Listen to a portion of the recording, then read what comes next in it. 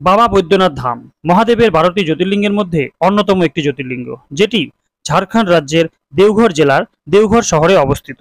বিশ্বের একমাত্র মন্দির যেখানে মহাদেবের 12টি জ্যোতির্লিঙ্গের একটি সহ মা সতীর 51টি সতীপীঠের অন্যতম একটি সতীপীঠ একই স্থানে অবস্থান করছে। এই মন্দিরটিকে বৈদ্যনাথ ধাম ছাড়াও বৈজনাথ ও বাবাধাম নামে জানা যায়।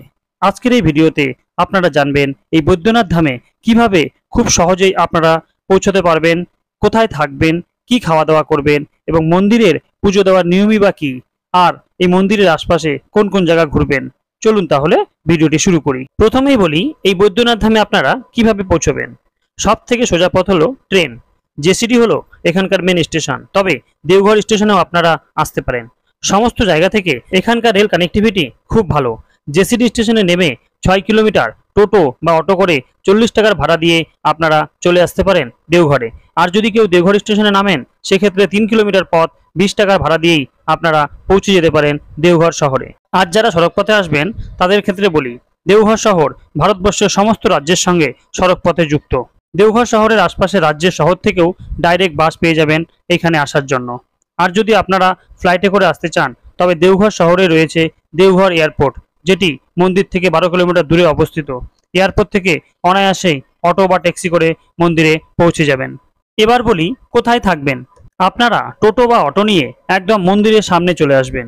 মন্দিরের আশপাশে থাকার জন্য রয়েছে অনেক হোটেল ও ধর্মশালা, এসি নন এসি অনেক রুম পেয়ে যাবেন। এছাড়া আপনারা টাওয়ার চকেও থাকতে পারেন। টাওয়ার চকেও রয়েছে প্রচুর হোটেল। টাওয়ার চক হলো দেওঘরের মেন মার্কেট। টাওয়ার চক থেকে মন্দিরের দূরত্ব অ্যাপ্রক্স 1 কিলোমিটার। এক্ষেত্রে যদি আপনারা টাওয়ার চকে থাকেন তবে কিন্তু টোটো করে মন্দিরে যেতে হবে। ভাড়া পড়বে জনপ্রতি 20 টাকা। আর মন্দিরের আশেপাশে পেয়ে যাবেন প্রচুর ভেজ খাবারের হোটেল।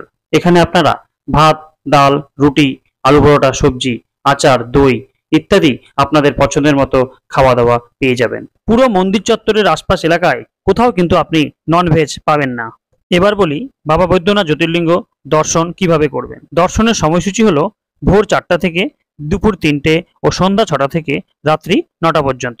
ভোর 4টে থেকে শুরু হয়ে যায় পুজো দেবার লাইন, যেটি 2 ভাগে ভাগ করা, একটি ভিআইপি ও একটি জেনারেল। ভিআইপি লাইনে মোটামুটি 40 থেকে 45 মিনিটের মধ্যে দর্শন হয়ে যাবে, তবে রবিবার, সোমবার ও শ্রাবণ মাসে সেটি 1.5 থেকে 2 ঘন্টা লাগতে পারে।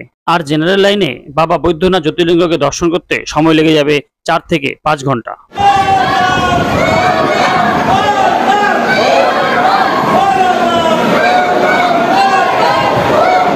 আপনারা পান্ডা ধরে 300 টাকা জনপ্রতি টিকিট দিয়ে ভিআইপি দর্শন করে নিতে পারেন।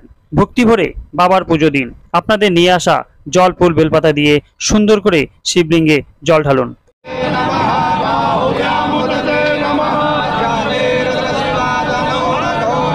পুজো দিয়ে চলে আসুন মন্দিরের অপোজিট সাইডে মা পার্বতী মন্দিরে। 51টি শক্তিপীঠের একটি পীঠ মা সতীর হৃদয় পড়েছিল এই পার্বতী মন্দিরে। জ্যোতির্লিঙ্গের সাথে সাথে এই শক্তিপীঠেরও পুজো দিয়ে নিন। পুজো শেষে চলে আসুন আরও কিছু জাগ্রত মন্দির দর্শনে, যেটি বৈদ্যনাথ ধামের প্রাঙ্গণে রয়েছে, যেমন মা দুর্গা মন্দির, মা কালী মন্দির, সূর্য মন্দির, অন্নপূর্ণা মন্দির, বড় মহারাজের মন্দির, মা তারার মন্দির, হনুমান মন্দির, রাম সীতার মন্দির, লক্ষ্মীনারায়ণের মন্দির ইত্যাদি ও আরো অন্যান্য অনেক মন্দির। মন্দির প্রাঙ্গণেই আপনারা চাইলে যজ্ঞ, পূজা, বিবাহ ইত্যাদি করাতে পারেন। বহু মাঙ্গলিক কাজ ও বাচ্চাদের চুন্ডামানির প্রচলন আছে এই বৈদ্যনাথ ধামে। মন্দির প্রাঙ্গণেই সন্ধ্যা 7টায় একটি মঙ্গল আরতি হয়, যেটি খুবই মনোমুগ্ধকর। অবশ্যই আপনারা সেই আরতি দেখবেন, যা আপনার মন্দির দর্শনের স্মৃতিকে আরো স্মরণীয় করে রাখবে।